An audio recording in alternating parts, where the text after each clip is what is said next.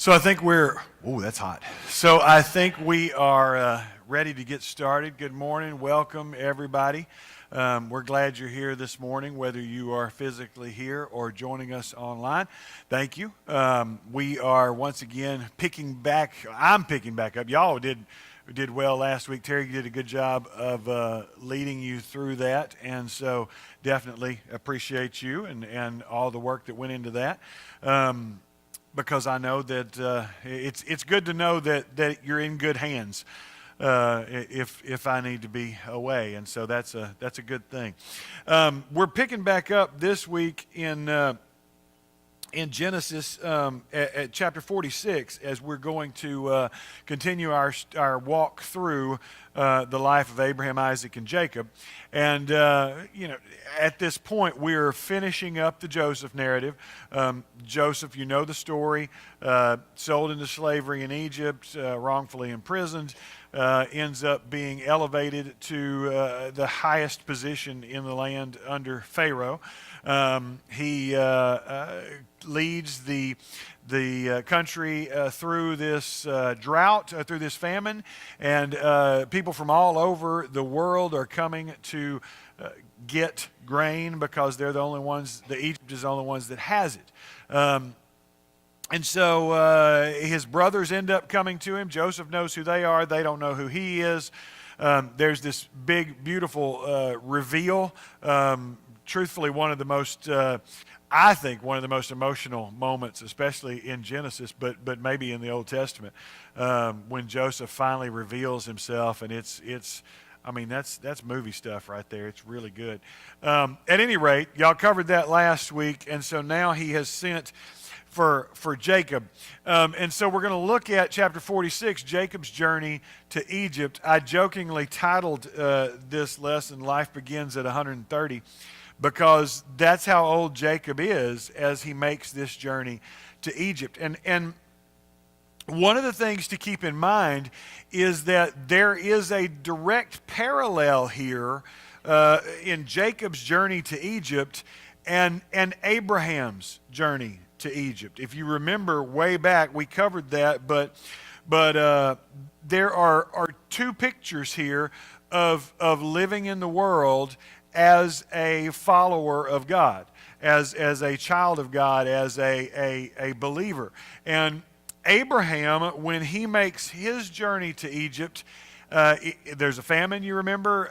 Abraham journeys to Egypt to escape the famine, and it is viewed as a sinful act, as a wrong act. Whereas Jacob now is making a journey to Egypt in a famine, and it is not. And so you got to look at that and go, why? What's the difference between the two? One is a failure and one is a success. We often put Abraham here at the highest point of faith, the highest point of our faith pyramid, so to speak. But it is, in this case, Jacob who outperforms Abraham. And I think that's interesting.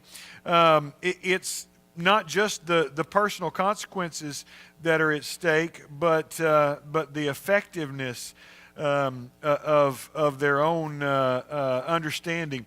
Abraham's journey is very close to what we experience personally. We react a lot of times when we are called from our old life to a new life. It's easy to revert back into some of the decision-making processes of the old life. Does that make sense? And so we go back to what is Abraham kind of backslides in his excursion to Egypt. Jacob's journey is more in the character of how we want to live, and let's look at why. Genesis chapter 46. We're going to start at verse 1. So Israel set out with all that he had and came to Beersheba and offered sacrifices to the God of his father Isaac. God spoke to Israel in visions of the night and said, "Jacob, Jacob." And he said, "Here I am." He said, "I am God, the God of your father. Do not be afraid to go down to Egypt, for I will make you a great nation there. I will go down with you to Egypt, and I will also surely bring you up again, and Joseph will close your eyes." Then Jacob arose from Beersheba, and the sons of Israel carried their father Jacob and their little ones and their wives in the wagons which Pharaoh had sent to carry him. They took their livestock and their property, which they had acquired in the land of Canaan, and came to Egypt. Jacob and all his descendants with him, his sons and his grandsons with him, his daughters and granddaughters, and all his descendants he brought with him to Egypt. Let's stop right there. So Jacob is heading down at the request of Joseph, and he stops at a place called Beersheba. Beersheba, literally translated, means the well of the oath. The well of the oath. Now, there's something significant about this geographic location. The well of the oath. It is first of all considered the southernmost point of the promised land. It is the furthest south that you can go and still be in the actual promised land. Historically, there are a few things that have happened that are important at Beersheba. In Genesis 21, this is where God appeared to Hagar and provided her a promise, an oath, if you will. Genesis 26, this is where God appeared to Isaac and provided a promise or an oath, if you will. Genesis 22, this is where Abraham returned after being prevented from sacrificing Isaac and once again received God's promise or oath. And so this place is named in line with the oath of God more so than the oath of men. Terry. This is about a third of the way for Jacob on his way to Goshen. Terry said this is about a third of the way for Jacob on his way to Goshen. And for those of you at home. And so he's set out, he's on his journey, but he stops. And he stops and he makes a sacrifice and he I think this is significant because this is what Jacob does that Abraham didn't do. He stops and sacrifices to God. He pauses in his journey, in his decision to inquire of the Lord. Before he leaves the land of promise, before he leaves this place that God has sworn to his ancestors, this would be their promised land. Before he leaves and goes past the proverbial point of no return, he stops and asks God, God, am I doing the right thing?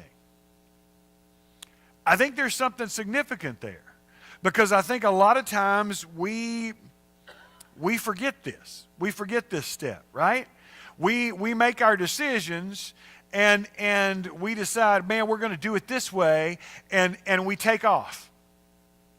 And we don't really ask God, should I be doing this? I think too many times, even in churches, we say, God, bless what I've already decided that I'm going to do, instead of saying, God, should I be doing this? And so we end up getting into trouble. And I'm sure that Jacob knew that story. He knew that Abraham had been considered wrong in going to Egypt, and that his father Isaac in Genesis 26 had been forbidden by God to go there. So that's got to be in his mind. He's supposed to be going to Egypt. His son Joseph is in Egypt. The grain is in Egypt. One of his kids have been down there. He's coming back and he's going to Egypt. And you gotta that thought's got to go through your mind. Now, my forefather Abraham was wrong to go to Egypt. My father Isaac was forbidden from going to Egypt, and now here I am going to Egypt. Maybe I need to see if this is what I'm supposed to be doing or not. And so he gets the reassurance of God through a dream, and is in turn told that it's okay for him to do what he's doing. A lot of times, though, we only seek God's guidance when it appears that there's no other way, right? I mean, it's the foxhole idea, you know, that I'm at the bottom of my rope, end of my rope. I've tried everything there is to try. I have nothing else to do, nowhere else to turn, and so I go, God, help me. And Jacob here is doing it a little bit different. And I don't know if maybe this is him finally showing some maturity, some understanding, because that's not the Jacob that we've seen throughout this story. That he's the guy that's going to stop and inquire of God. Now God grabs his attention a couple times, but that's God doing it rather than him asking for it. Does that make sense? And so him stopping and asking and thinking about the decision he's going to make, inquiring of God before he makes this decision, I think he's giving us at least a picture of what we should be doing. I saw a good story this week that kind of kind of illustrates this in a way. There's a guy, William McLeod. He was a civil court judge, and in Harris County, and he had filed a set of paperwork and updated his website on his intention to run for the Texas Supreme Court. He thought this was a good idea, and so he just charged in and did it. He filed his paperwork, he updated his website with his stated intention, but when he did, without consulting anyone else, he ran afoul of the Texas Constitution.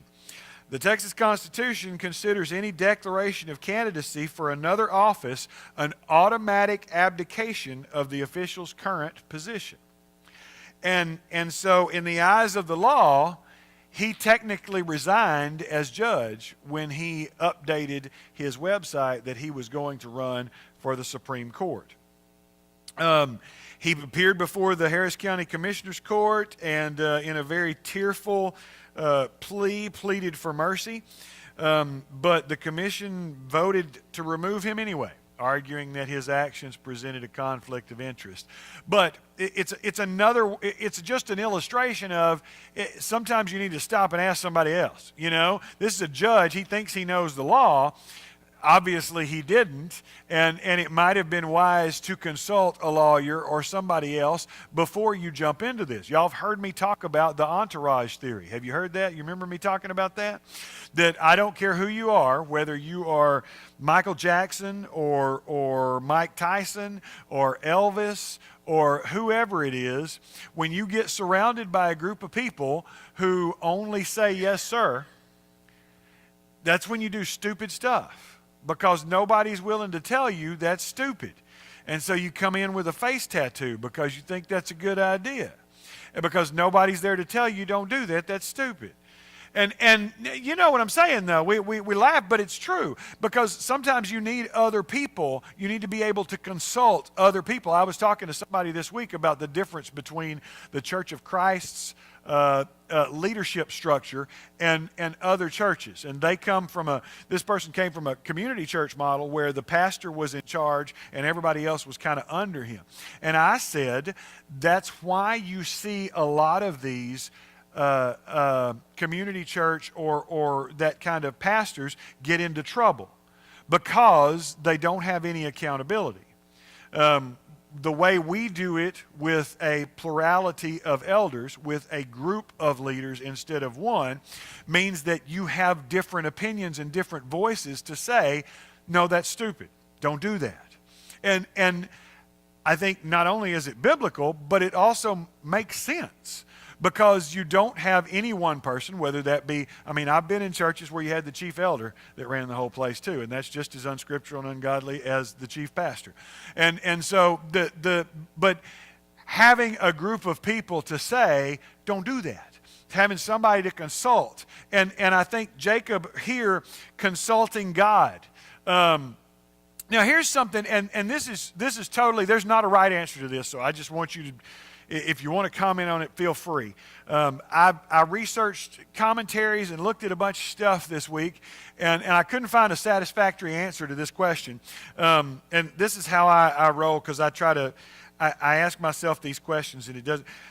Go back to verse 1. So Israel set out with all that he had, okay?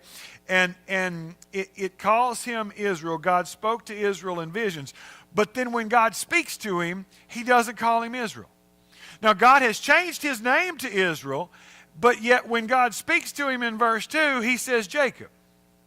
Why? I don't know. There's not a right answer here. So don't feel like you're like, oh, what's he looking for? I don't know. I'm just curious as to if anybody else has an opinion on that. Well, I was wondering why myself, but I was reading it. I felt the same thing. And that's one of the things that gets me, Paul understand. Sometimes I get confused. Yeah, it's easy to get confused. And it's interesting to me, and I don't know if it's just the way it was written or I mean, because, I've told you this is something that's recounted orally through generations before it's ever written down. There's nobody sitting there writing this as it happens. And so it may be that in the telling of the story, that's just the way it got written down. Or it may be that that's the way it actually happened. I don't know. It's just a curiosity. It's one of those things where you go, I wonder why. I did this one time. I was doing a class on David and Goliath, and I asked, if David knew that he was, if he had faith that he was going to be able to knock Goliath out, why did he bring 5 stones? Why did he need 5 stones? And I asked that question. I asked that question, and I had one of the old gentlemen, he just recently passed away, and we had gone hunting and stuff together a bunch, and he said, Jeff, when you go hunting, how many bullets do you bring? Well, how many are you going to actually need? And it made sense, and I got it. He was being a little bit flippant, but so sometimes when you ask these questions, you get answers that maybe you hadn't thought of before, and that's why I was throwing it out there. Oh, see, there you go. He was making sure he didn't need to knock out the whole family. I get it. So,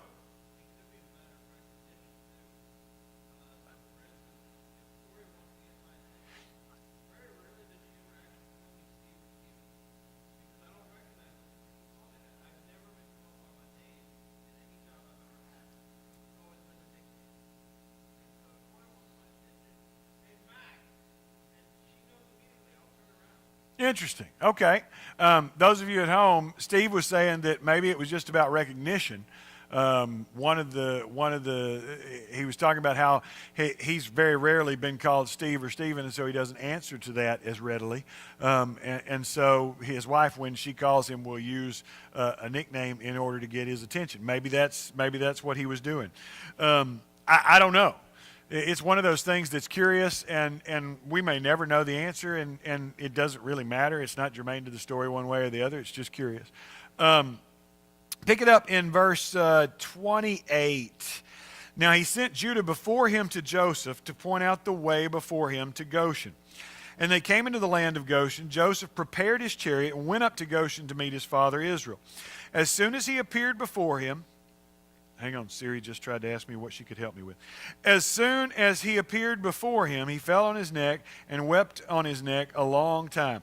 Then Israel said to Joseph, now let me die, since I have seen your face, that you are still alive.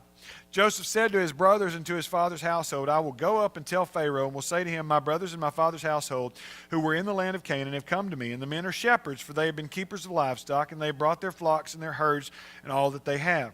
When Pharaoh calls you and says, what's your occupation? You shall say, your servants have been keepers of livestock from our youth, even until now, both we and our fathers, that you may live in the land of Goshen. For every shepherd is loathsome to the Egyptians. We'll stop right there. Goshen is interesting that's where they go. Goshen is a place that can be translated 2 different ways. It can be translated as the place or the temple of the sun, or it can be translated as approaching or drawing near. So there's a dual meaning here. This would have been a place where the Egyptians would have gone to worship the sun god. But for Israel, it's a place where they're going to draw near to Yahweh. It's interesting in that Judah has taken a leadership role, right? We talked before about the redemption of Judah, that Judah has gained a leadership role over the others, as will be predicted later by Jacob, and that he's earned the trust of his father. And so Joseph is preparing the way for his family, both physically and with Pharaoh. He's telling them, look, when Pharaoh asks you this is what you're going to say. And this is how you're going to respond to that. And this is why you're going to do that. So there's something here that some people read a lot into the idea of the Egyptians' disdain for shepherds. I don't know. A lot of those things I think are a stretch, and we're reaching to find meaning where there's not any. I think, but maybe there is. It's interesting because I feel like they come into this place, and this is another representation of being in the world but not of the world. Okay, that they come to live with the Egyptians, but they're not really going to fit in. They don't really fit in because they're not Egyptians, and it's not their place, it's not their home. They don't really belong there, and so, but Joseph is telling them, look, this is how you're going to get along. This is how you're going to be in Egypt and survive without actually being an Egyptian. That's my take, that's all that's instructive in that. Anybody else see anything else that I'm missing there? Feel free to jump in. I'm not trying to cut anybody off. That there's if there's any greater meaning of the Egyptians' disdain for shepherds.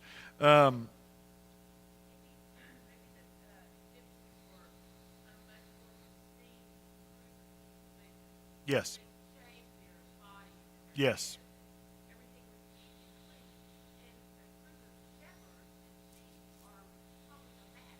Right.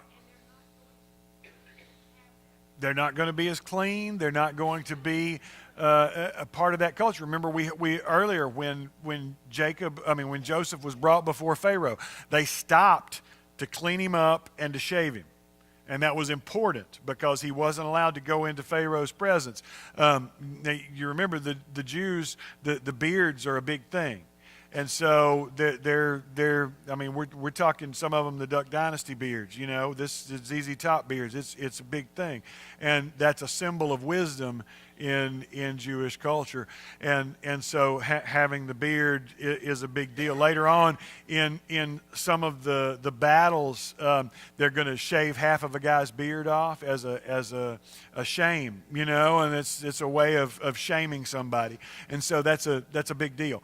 And so when they come in, I think you're exactly right, Ann, that these Egyptians see themselves as very dignified, as very cultured, as superior, and that disdain for the dirty, smelly, stinky, hairy shepherds kind of, Joseph's telling them, look, this is how it's going to be. Y'all need to understand how this is going to work because they're not going to like you. And so then he picks it up. Joseph went in and told Pharaoh, my father and brothers are here. I'm skipping down. He took 5 men from among his brothers, presented them to Pharaoh. Pharaoh asked them, what's your occupation? And they say, your servants are shepherds, both we and our fathers.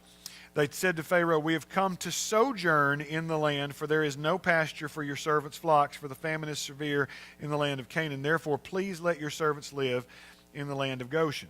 Pharaoh said to Joseph, your father and your brothers have come to you. The land of Egypt is at your disposal. Settle your father and brothers in the best of the land. Let them live in the land of Goshen. And if you know any capable men among them, put them in charge of my livestock. Then Joseph brought his father Jacob and presented him to Pharaoh. And Jacob blessed Pharaoh. Pharaoh said to Jacob, how many years have you lived? So Jacob said to Pharaoh, the years of my sojourning are 130. Few and unpleasant. have been the years of my life. Not that they have attained the years that my father lived during the days of their sojourning. And Jacob blessed Pharaoh and went out from his presence. So Joseph settled his father and brothers and gave them a possession in the land of Egypt, the best of the land, in the land of Ramesses, as Pharaoh had ordered. Joseph provided his father and brothers and all his father's household with food according to their little ones. I don't know if there's any significance that he selected 5 from among his brothers and just brought 5 in instead of the whole bunch. I don't know that it's a great representation as much as it may have just been not wanting to trod the whole clan. Remember, I mean, if Jacob's got 12 kids and each one of those 12 kids has multiple wives and they've got multiple kids, and this is a big party, to bring into Pharaoh's court. And so just choosing 5 as a representative number, to me, makes more logical sense than trotting the whole party in there. I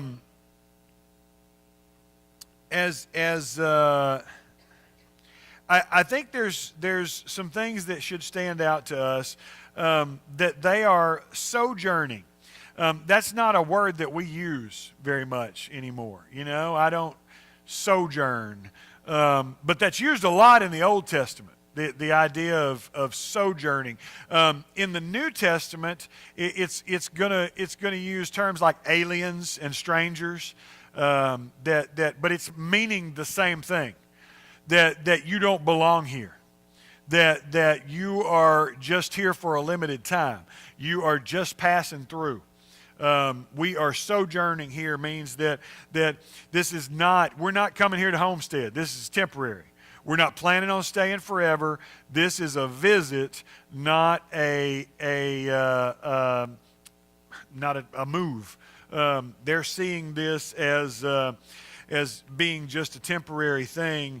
We're going to stay here through the famine, and so they are again acting in accordance with what God told him. Remember, what God told Jacob at Beersheba is what? That you're going to go down there, but I'm going to bring you back. And so that's, again, acting in faith that this is not going to be a permanent placement. This is going to be a temporary thing. We're coming here, but we're planning on going back to the promised land. Already you're seeing the parallels to us as Christians, right? I mean, we are sojourning. We sing the song, "This world is not my home, I'm just passing through." But I think a lot of times we don't live that way, right? I mean, we live like this is it. And this is, and so we get broiled up into all the things that are going on, whatever that may be. And we end up acting and reacting in ways that are very ungodly or very unchristlike because we're so caught up in the moment, because we're so caught up in whatever it is that's happening in our world, and we lose the idea that we're just passing through. We're just sojourning. We're not really here for the long haul. I think it's interesting that Jacob blesses Pharaoh, right? Here's this dude. I mean, he's just a lowly shepherd. He doesn't really, but Pharaoh is the most powerful person, arguably in the world at that time, and Jacob blesses him. Jacob blesses Pharaoh. I think it's interesting because it shouldn't surprise us, but yet it does. I think Jacob saw himself as having something to offer Pharaoh. Terry? He has come a long way in his faith, and that's the truth. As we look at his journey, the trickster, the heel, the deceiver. Every time he's been in the position to talk to someone in any kind of power, he's always jockeying for position and manipulating this thing and trying to figure out ways to get ahead. And he's not really doing that here. I love that he's, how old are you? And he says 130. and short and unpleasant has been my life. And I've only lived to 130. I'm just a young, but it's been awful. It's been hard, Pharaoh. I just think that's funny. But here's what I do think, and this is something that I do think we need to touch on. Jacob is 130 years old, right? And what does Jacob want to do more than anything? He wants to die. You read it, every time he's talking in these last couple of chapters, all he's talking about is dying. Oh, you're going to bring my gray head down. You're going to, if this happens, I don't want to die I'm just going to die. Now that I've seen you, Joseph, I can go ahead and die. I'm just ready to die. I'm trying to die. I mean, that's all he talks about is that I'm ready to die. He's done. But God is still taking him and leading him places and working through him. I think that's significant because one of the things, you've heard me say this if you've been around very much, is that Christianity has a great retirement plan, but it doesn't start until after your funeral. And too many people, we have this idea of retirement. We'll be talking to people about how you can get involved in the work of the church. Oh, well, I did my time. I'm sorry, but that's unscriptural. There's nowhere where it says God's going to let you get to age 65 and then you can quit. Moses is 80 when he calls him. Nehemiah is 80 when he calls him. Jacob's 130 right here, and he's going down to Egypt. And so sometimes I think we have to remember that where you may think that you're done, you may just be getting to the point where God wanted you to get in the first place so that he could use you. And a lot of times we miss that. Now, I'm not saying you should be able to do the same thing as some of these youngsters. No, that's crazy. But there are things that each of us have to offer in our places in life that are unique to that place in life. Does that make sense? And I think too many times we end up setting on those gifts or those or whatever it is that we have to offer because we're retired. And I could go through and name a bunch of folks in this church, and I'm not going to do that because I'll miss somebody and somebody will get offended and I don't want to do that. But I can name a lot of people in this church who are quote unquote retired, who are some of the hardest workers that I've ever known. And they're still going 90-0 and doing things that I mean, and it doesn't have to be big and flashy. You know, I'm not going to name the name, but y'all are going to know, most of you who are members here are going to know who I'm talking about. There is a lady in our church that will send you a birthday card every time you have a birthday. And if you're a kid, you get a $2 bill. I don't know what the age is when you age out of that, and she's watching, so maybe she can answer that for me. But it means my kids look for that card. I mean, we've only been here for 5 years, but my kids, I mean, it's birthday time, and so they know they're getting that card, and it means something to them. It means that there's somebody out there who cares about me. Now, I don't know what that takes. I mean, I takes some effort, and it takes some thought because she's keeping up with all these things. But it's not really. But that's making a huge impact in a lot of people's lives, more than you even realize. And it's something you can do as a retired person that is and reach. Okay, enough of that sermon. I'm off of that. I'm off of that soapbox. But I think that's important. I'm skipping. We have about 10 minutes left. That's good. So they're going to settle down. They're going to settle down. And so as we look at this, what's different about Abraham's stay in Egypt versus Jacob's stay in Egypt? Well, first of all, it's that Jacob inquired of the Lord. But what else is different? I think And well, I don't want to answer. If anybody else wants to answer, I don't want to cut you off. What else do you see that's different between Abraham's stay in Egypt versus Jacob's stay in Egypt?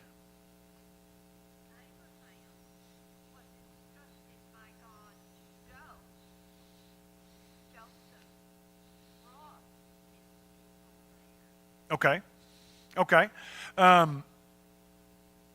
Abraham was instructed to go, but when he got there, it was deemed as a mistake. Why? Because he lied about his wife. And I think we're getting to the crux here, because Abraham got comfortable. Abraham became so ingrained in the culture and so comfortable in the culture that Pharaoh felt like it was okay for him to take his wife. And because Pharaoh's upset when he finds out that that's his wife and not his sister. And so I think there's something about settling down in their midst and becoming such a part of them that you're comfortable. Jacob starts out saying, we're just here for a minute. You know, we're just sojourning. We're not planning on staying here for long. We're gonna stay with you through the famine, and then we're gonna go home. We're not gonna and we're shepherds. I think that's significant because we're not gonna try to look like Egyptians. We're not going to try to act like Egyptians. We're not going to pretend to be Egyptians. We're going to be different. Again, you're seeing the parallels, right? Be in the world, but not of the world. Isn't that what we're instructed? Tim.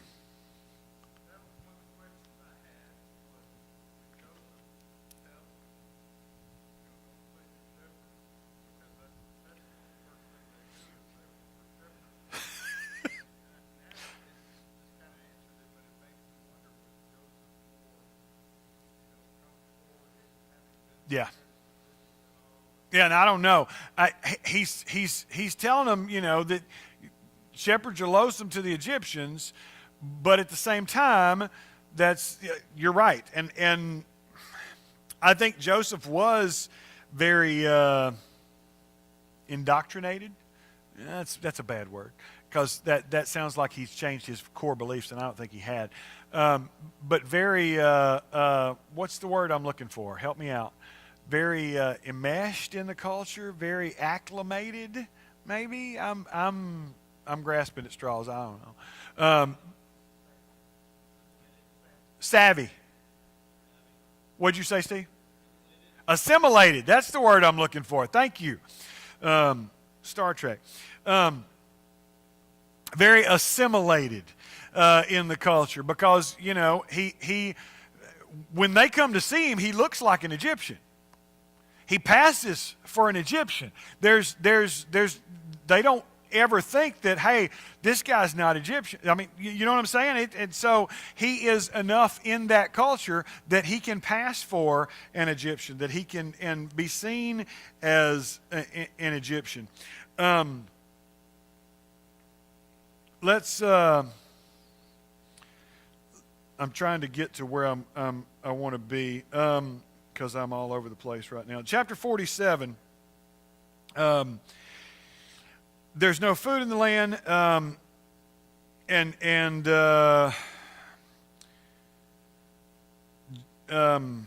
here we go. When the money was spent, verse 15 of chapter 47.